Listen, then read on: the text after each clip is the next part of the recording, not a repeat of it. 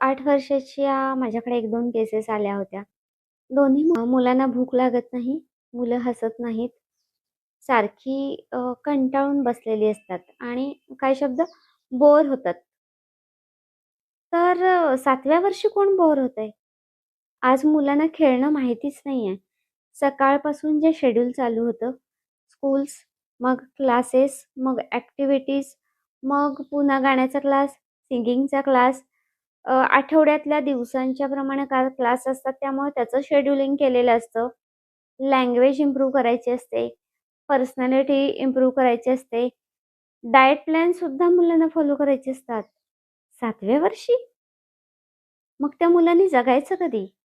आणि चाइल्डहूड हे काय 28व्या आणि 30व्या वर्षानंतर अनुभवायची गोष्ट नाहीये.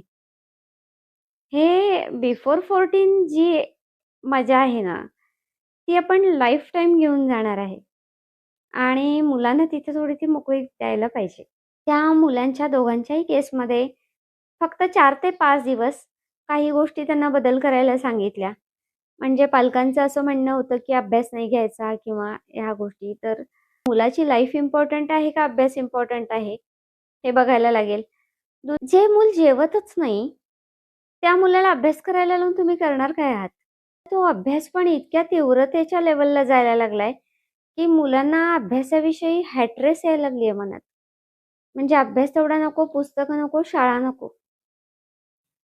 No doubt education is important, but life is more important than education.